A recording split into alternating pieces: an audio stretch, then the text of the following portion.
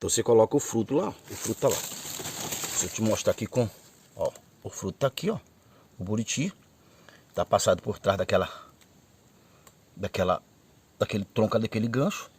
O cuidado que a gente tem que ter nessa armadilha, não fizer essa armadilha, esse gancho aqui, esse lança comprido, para não bater atrás lá, para não prender na hora de desarmar.